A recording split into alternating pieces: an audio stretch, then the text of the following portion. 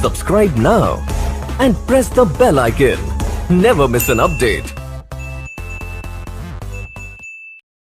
Hello friends, welcome to my YouTube channel study education with Amit sir के साथ। आज के इस वीडियो में हम आप लोग ले आ रहे हैं कुछ इम्पोर्टेंट और अद्भुत जो बोर्ड के लिए बहुत ही महत्वपूर्ण होगा और किसी भी चीज़ के लिए कंपटीशन में भी इससे क्वेश्चन पूछा जाता है। जैसे कि क्लास 12 के लिए यह बहुत ही महत्वपूर्ण है, बहुत इंपॉर्टेंट है, वेरी इंपॉर्टेंट, क्योंकि यह जब बोर्ड में पूछा जाता है तो इससे हम लोग को 3 नंबर या 2 नंबर जरूर आता है बोर्ड में। ये आप लोग 3 नंबर 2 नंबर इंटर में बहुत ही मायने रखता है, क्योंकि आप लोग जानते होंगे कि ये 70 नंबर का ही आता है, जिसमें मैक्सिमम आप लोगों को 4 नंबर का क्वेश्चन दिया जाता है। तो यह 3 नंबर या 4 नंबर या 2 नंबर या 3 नंबर में मैक्सिमम आ सकता है। तो इसको एकदम ईजी वे से छोटा है, कोई हार्ड नहीं, याद कर लेंगे आराम से। ठीक है, तो चलिए हम लोग वीडियो की स्टार्ट करते हैं। उससे पहले एक बात बता दें, अगर हमारे चैनल पर पहली बार है तो रेड बटन को दबाकर सब्सक्राइब करना ना भूलें और वीडियो को स्किप ना करें, वीडियो को पूरा देखें, अंत तक देखें, वीडियो बहुत ही मज़ेदार होगा। तो चलिए वीडियो को स्टार्ट करते हैं। देखिए क्या दिया इसमें, बायो सेवार्ट का नियम। अब जो बायो सेवार्ट थे ना, 2 वैज्ञानिक थे, बायो और सेवार्ट, इन्होंने एक धारावाहिक चालक या धारावाहिक पे एक ओस्टवार्ट जो वैज्ञानिक थे उन्होंने एक नियम दिया था, उन्हीं पे यह आधारित कुछ एक नियम दे दिए थे। अब क्या नियम है ये ध्यान दीजिए। ओस्टवार्ट से प्रेरित होकर बायो और सेवार्ट, जैसे ओस्टवार्ट एक नियम दिए थे कि मान लीजिए कोई एक रख दें कि चुंबक रख दें, चुंबक में अगर धारा प्रवाहित करें तो उसके अगल बगल अगर चुंबकीय सुई वैसे नहीं समझ में आए तो एक लोहा हो जाए, ठीक है ना। एक लोहे में अगर धारा प्रवाहित करें ना, धारा इसमें प्रवाहित करें तो इसके अगल बगल अगर चुंबकीय सुई रखेंगे तो चुंबकीय सुई जो होगी विक्षेपित होने लगेगी, मतलब विक्षेपित मतलब उल्टा चलने लगेगी। तो इससे यह साबित हुआ, यह बताए कि जो लोहा होता है ना, लोहे में अगर धारा प्रवाहित किया जाएगा तो भी एक चुंबक की तरह व्यवहार करने लगेगा। ओस्टवार्ट का यही नियम है। ठीक है, एक बार और बता दे रहे, ओस्टवार्ट का नियम क्या होता है, कोई एक लोहे में, ठीक है ना, जब धारा प्रवाहित करते हैं तो इसके अगल बगल कोई चुंबकीय सुई मतलब कंपास रखते हैं तो वह विक्षेपित करने लगता है, मतलब लोहा जो रहेगा चुंबकीय सुई को विक्षेपित करने लगेगा। यही बताए थे ओस्टवार्ट ने। तो इससे यह साबित होता है कि जब लोहे में धारा प्रवाहित करेंगे तो उसमें क्या होता है, चुंबक का गुण आ जाता है, इसके कारण चुंबकीय सुई क्या होता है, विक्षेपित होने लगता है। ठीक है ना, तो वही इसको ओस्टवार्ट का नियम हम लोग कहते हैं। तो वही बताया जाता है, ओस्टवार्ट से प्रेरित होकर बायो और सेवार्ट, ठीक है ना, ओस्टवार्ट से मतलब प्रेरित होकर बायो और सेवार्ट ने, वैज्ञानिक ने किसी धारावाही तार के कारण, तार के धारा के में उत्पन्न होने वाले चुंबकीय क्षेत्र में संबंध बताए थे। जैसे एक तार हो गया, जो धारावाहिक तार हम लोग को देखते हैं, जो वायर रहता है उसी में, तो जो धार रहता है उसमें अगर धारा जो वायर रहता है, यहाँ पे बता दिया है फिगर करके, देख लीजिए आप लोग। ठीक है, तो हम बता दे रहे हैं यहाँ पे फिगर पे, उसके बाद क्या हो जाएगा ये ध्यान दिए। मान लीजिए माना तार की लंबाई क्या हो जाएगी, डेल है, ठीक है ना, इसमें I एम्पीयर की धारा प्रवाहित कर रहे हैं, तो इससे कुछ दूरी पर मतलब बिंदु P दूरी पे मतलब कितना, बिंदु R दूरी पर बिंदु P है, जिससे इस तार पर बना कोण थीटा है। ठीक है ना, तो यह जो बिंदु P है ना, इस पे क्या होता है, चुंबकीय क्षेत्र काम करता है। तो इसका नियम क्या है, नियम ध्यान से देखिएगा, नियम बहुत ही इंपॉर्टेंट है। क्या दिया, धारावाहिक तार के कारण, ठीक है ना, धारावाहिक तार के कारण चुंबकीय क्षेत्र, उसमें प्रवाहित धारा, चुंबकीय जो क्षेत्र है ना, धारावाहिक तार के कारण चुंबकीय क्षेत्र, इसमें प्रवाहित धारा चालक के अल्प लंबाई तथा अल्प लंबाई से बिंदु को मिलाने वाले, इस चालक के अल्प लंबाई तथा अल्प लंबाई से बिंदु को मिलाने वाले, ठीक है ना, मिलाने वाले रेखा के बीच के कोण की जया, रेखा मिलाने वाले रेखा के बीच के कोण की जया उसके अनुक्रमानुपाती तथा दूरी के वर्ग के व्युत्क्रमानुपाती होता है। इसका मतलब आप लोग ध्यान से देखिए, हम बता दे रहे हैं, बायो सेवार्ट ने यह नियम बताया था ना, किसी चालक तार के अल्प लंबाई, जो चालक तार है ना, एक और डिफिनेशन हो सकता है इसका, तो जो एक चालक तार है इसका अल्प लंबाई चुंबकीय क्षेत्र के समानुपाती तथा इसमें प्रवाहित धारा I चुंबकीय क्षेत्र के समानुपाती, और इससे कुछ दूरी पर जो बिंदु P से बना कोण थीटा, या जया उस चुंबकीय क्षेत्र के समानुपाती तथा इनकी बीच की दूरी, बिंदु की बीच की दूरी के वर्ग के व्युत्क्रमानुपाती होता है। ठीक है, ये भी आप लोग डिफिनेशन में हम लोग लिख सकते हैं सिंपल तरीके में। आप लोग दिखा दे रहे हैं यहाँ पे, देखिए ये दिया गया चुंबकीय क्षेत्र डेल्टा बी किसके, धारा के। अभी बोले ना कि किसी अल्प लंबाई के तार हो गया ना, जिसमें प्रवाहित धारा I हो तो वह चुंबकीय क्षेत्र के समानुपाती, तो चुंबकीय क्षेत्र के क्या हो जाएगा, समानुपाती, ठीक है ना। दूसरा बोले हैं तथा इसमें जो अल्प लंबाई का जो तार रहेगा ये भी चुंबकीय क्षेत्र के समानुपाती, तो डेल्टा बी समानुपाती क्या हो जाएगा, डेल्टा जल, ठीक है ना। डेल्टा बी समानुपाती क्या होगा, डेल्टा जल। तो ये भी बताएं कि चुंबकीय क्षेत्र जो अल्प लंबाई का जो तार होगा वो चुंबकीय क्षेत्र के समानुपाती होगा। अब अगला देखिएगा, इससे बना कोण जया साइन थीटा होगा ना, बड़ा कोण जया साइन थीटा, तो क्या होता है, चुंबकीय क्षेत्र के समानुपाती होता है। तो जो इनके बीच कोण बनता है, कोण की जया चुंबकीय क्षेत्र के समानुपाती होता है, तथा चुंबकीय क्षेत्र डेल्टा बी, इसे चुंबकीय क्षेत्र को डेल्टा बी से प्रदर्शित करते हैं। तो चुंबकीय क्षेत्र जो है डेल्टा बी इनके बीच की दूरी के वर्ग के व्युत्क्रमानुपाती होता है। आप देख सकते हैं जो चुंबकीय क्षेत्र है, चुंबकीय क्षेत्र डेल्टा बी, ये इनके बीच की दूरी के वर्ग के व्युत्क्रमानुपाती है ना। कोई दिक्कत नहीं, आप लोगों को समझ में आ रहा है ना। अब आगे देखिए, इनको जोड़ने पे समीकरण 1 2 3 4 मतलब संयुक्त रूप से, मतलब सबको एक साथ लेने पर, तो डेल्टा बी 4 बार, तो 4 बार नहीं लिखेंगे, एक ही बार लिखेंगे। तो डेल्टा बी समानुपाते I del L sine theta, तो I del L sine theta है ना, I del L sine theta upon R square है तो अपॉन आर स्क्वायर। कोई दिक्कत नहीं है ना, कंफर्म समझ में आ रहा है ना, कोई कन्फ्यूजन नहीं होना चाहिए, याद रखिएगा कन्फ्यूजन नहीं होना चाहिए, कोई भी कन्फ्यूजन ना हो। तब देखिए यहाँ पे डेल्टा बी इजकल टू, यहाँ से समानुपाती के चिन्ह हटाएंगे तो एक नियतांक मिलेगा, नियतांक क्या मिलेगा, म्यू 0/4 पाई।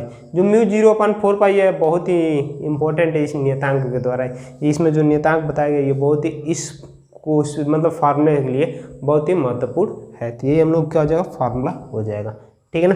क्या हो जाएगा, delta B equal to mu 0/4 pi I del L sine theta upon R square. किसका है, बायो-सेवार्ट का नियम का। ये जो बायो-सेवार्ट थे ना, अगर कह दिया बायो-सेवार्ट के नियम का फार्मूला क्या होता है, तो B equal to mu 0/4 pi I del L sine theta upon R square. इसका नियम क्या हो जाएगा, तो नियम ये हो जाएगा, किसी अल्प लंबाई के तार में प्रवाहित धारा I जिससे किसी कोण पर बने या जिससे एक बिंदु, ठीक है ना, जिससे कुछ दूरी पे एक बिंदु P, उससे बने कोण थीटा की जया साइन I या साइन थीटा, ठीक है ना, साइन थीटा ले लेंगे, साइन थीटा चुंबकीय क्षेत्र के समानुपाती होता है तथा इनके बीच की दूरी के वर्ग के व्युत्क्रमानुपाती होता है। आप लोग को ये लगा होगा तो हम इसी का बोले नहीं, तीनों को मिलाकर फिर देख लीजिए एक बार और। जैसे बोले किसी अल्प लंबाई के तार के, अल्प लंबाई का तार डेल एल आ गया, ठीक है ना, उसके अल्प लंबाई का तार डेल एल आ गया तथा इसमें प्रवाहित धारा I आ गया, दोनों आ गया, और इनसे कुछ दूरी बिंदु P दूरी पर इनके बीच बना कोण थीटा का जया साइन थीटा हो गया ना, के चुंबकीय क्षेत्र के क्या होता है, समानुपाती तथा इनके बीच की दूरी के वर्ग के व्युत्क्रमानुपाती होता है, ठीक है ना। इतना तो कोई दिक्कत नहीं होगा। तब देखिए इससे हम लोग फार्मूला मिला, delta B equal to mu 0/4 pi I del L sine theta upon R square.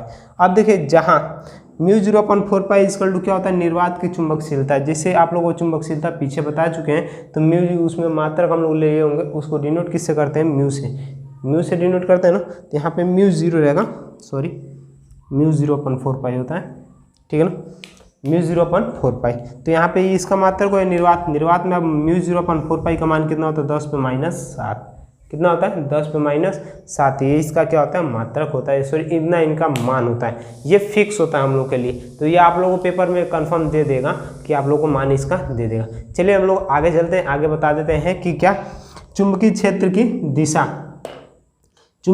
दिशा के नियम, इसी में बता देते हैं। चुंबकीय क्षेत्र की दिशा के दो नियम है, पहला हथेली का नियम है या दाएं हाथ की हथेली का नियम, दूसरा दिया है पेंच का नियम या मैक्सवेल का पेंच का नियम, ठीक है। दोनों हम नियम इसी में देख लेंगे, इस वीडियो में हम लोग पढ़ लेंगे, उसके बाद आगे जो पढ़ेंगे अगले दिन इसको दिखाएंगे।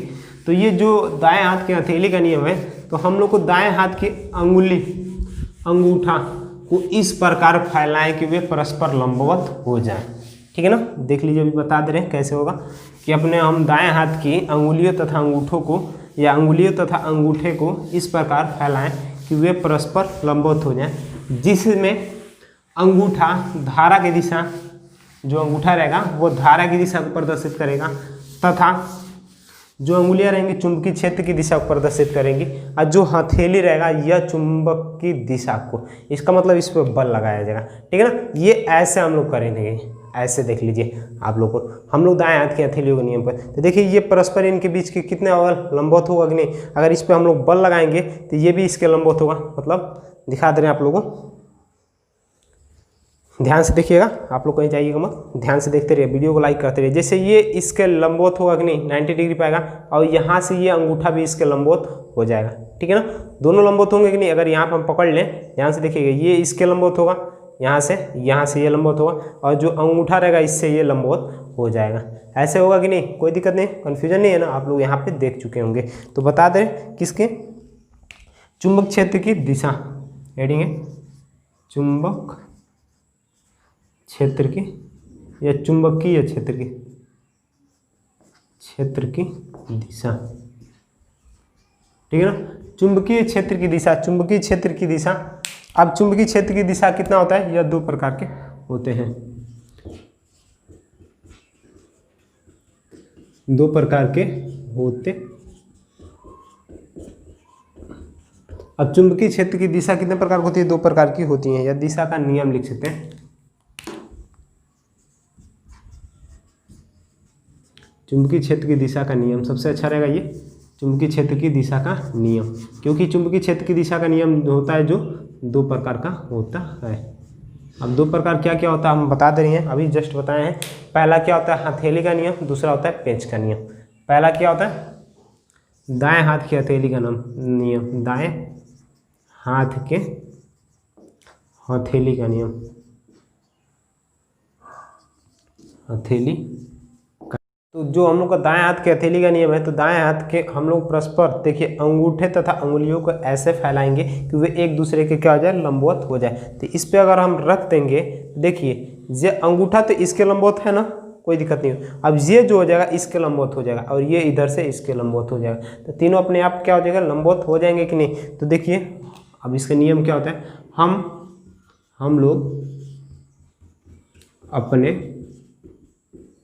दाएं हाथ के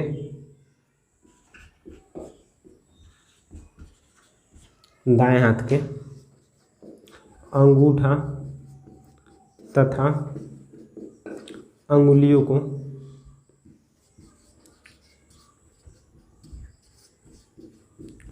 परस्पर ऐसे फैलाएंगे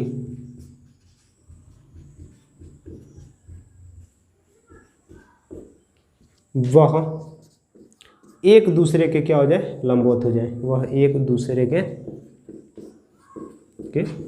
लंबवत हो जाए, तथा अंगूठा किसको डिनोट करता है, धारा की दिशा को, धारा को अंगुलियां किसको प्रदर्शित करता है, चुंबकीय क्षेत्र की दिशा तथा, अब देखिए चुंबकीय क्षेत्र की दिशा हो गया, चुंबकीय क्षेत्र को, यहाँ पर चुंबकीय क्षेत्र को लिख सकते हैं, तथा जो हथेली होता है, हथेली किसको, हथेली चुंबकीय क्षेत्र की दिशा को या तो बल को, हथेली क्या होता है, बल की दिशा को प्रदर्शित करता है, बल की दिशा को प्रदर्शित करता है, दिशा को प्रदर्शित करता है। यही हम लोग क्या होता है, दाएं हाथ की हथेली का नियम है। ठीक है ना, फिर एक बार देख लीजिए, जैसे दाएं हाथ की हथेलियों को हम लोग इस प्रकार परस्पर ऐसे फैलाएंगे कि क्या हो जाएगा, जो अंगूठा रहेगा धारा की दिशा को, तथा अंगुलियां जो क्या है किसका प्रदर्शित करेगा, चुंबकीय क्षेत्र की दिशा को, तथा इस पर जो हथेली रहेगा इस पर जो बल लगाएंगे वो किसको, अंगूठे को, मतलब अंगूठा जो होगा किसको प्रदर्शित करता है, कि बल की दिशा को प्रदर्शित करता है। ये हम लोग का क्या हो जाएगा, पहला नियम हो जाएगा। दूसरा जो नियम होता है हम लोग का पेंच का नियम, पेंच का नियम। अब पेंच का नियम हम बता दे रहे हैं, पेंच का नियम क्या होता है, जैसे कि हम लोग पेंच को हम लोग जैसे घुमाते हैं ना, जब हम लोग पेंच को दक्षिणावर्त घुमाते हैं तो घुमाते हैं तो पेंच की नोक, जो पेंच की जो नोक होती है ना वो किसको प्रदर्शित करती है, ध्यान से देखिएगा, जो पेंच की नोक होती है वो प्रदर्शित करती है किसको, धारा की दिशा को, धारा की दिशा को तथा जो पेंच है धारा की दिशा को प्रदर्शित करता है तथा जो उसके ऊपर का जो होता है अंगूठा जहाँ रखते हैं, अंगूठा वह चुंबकीय क्षेत्र को या चुंबक की दिशा को, चुंबक की दिशा या इसे हम लोग बल की दिशा भी कहते हैं, या बल की दिशा को तथा जब हम लोग उसको दक्षिणावर्त घुमाते हैं तो वो तथा दक्षिणावर्त घुमाते हैं तो वह किसको, चुंबकीय क्षेत्र को प्रदर्शित करता है, ठीक है ना, प्रदर्शित करता है। ठीक है, यहाँ तक हम लोग आज डिस्कस कर चुके हैं किसका, चुंबकीय क्षेत्र की दिशा के नियम। तो चुंबकीय क्षेत्र की दिशा के 2 नियम होते हैं, दोनों नियम हम लोग डिस्कस कर दिए। अगले वीडियो में हम लोग जो भी होगा वो प्रोवाइड करा देंगे। ठीक है, आई होप वीडियो पसंद है तो लाइक करें, कमेंट करें, सब्सक्राइब करें हमारे YouTube channel study education with Amit sir and press the bell icon, और अपने दोस्तों में शेयर करना ना भूलें। प्लीज़ आप लोग लाइक, कमेंट, शेयर और वीडियो को वॉच करते रहिएगा। ठीक है, थैंक यू।